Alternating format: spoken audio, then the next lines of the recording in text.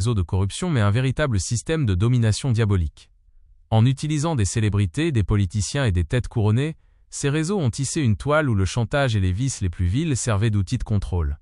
C'est l'image même de ce que la Bible décrit comme les dominateurs des ténèbres, Éphésiens 6h12. Dans ces cercles, Dieu a été non seulement négligé mais délibérément rejeté. On y a érigé des autels à l'argent, au plaisir égoïste et à l'exploitation des plus innocents. Ils ont cru, dans leur orgueil, que leur richesse les rendait invincibles, oubliant que rien n'est caché qui ne doive être découvert. Luc 12/2. L'avertissement biblique, tout était écrit. Pour celui qui lit les Écritures, ce spectacle n'est pas une surprise. La Bible avait annoncé cette déchéance morale pour les derniers jours. L'amour de l'argent et du plaisir. Sache que, dans les derniers jours, il y aura des temps difficiles. Car les hommes seront égoïstes, amis de l'argent, vantards, hautains, blasphémateurs, aimant le plaisir plus que Dieu. 2 Timothée 3/1-4. La corruption des puissants. Le livre de l'Apocalypse décrit une Babylone moderne, où les marchands de la terre se sont enrichis par le luxe insolent, et où le sang des innocents crie justice. Apocalypse 18. Les signes sont là, les tremblements de terre, les famines, mais surtout cette froidure du cœur où le mal est appelé bien, et le bien est appelé mal.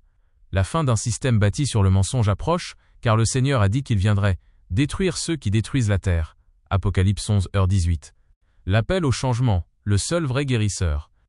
Face à cette noirceur, l'humanité est à la croisée des chemins. On nous fait croire que les solutions viendront de la technologie ou de ceux-là même qui nous dirigent, mais c'est une illusion. Le seul qui guérit les cœurs brisés, qui restaure l'âme et qui pardonne les fautes, c'est Dieu. Donner sa vie à Dieu aujourd'hui, ce n'est pas suivre une religion de plus, c'est choisir le camp de la lumière avant que le rideau ne tombe. C'est reconnaître que nous avons besoin de sa grâce pour sortir du système de ce monde. Prière pour les enfants de Dieu. Seigneur Tout-Puissant, Créateur du ciel et de la terre, nous venons devant toi avec humilité, car nous voyons les ténèbres s'épaissir sur ce monde. Nous voyons comment l'orgueil et le mal ont pris possession des cœurs de ceux qui dirigent, oubliant ta justice et ta sainteté. Pardon de nous être parfois laissés distraire par les paillettes de cette vie, oubliant que toi seul es le rocher éternel.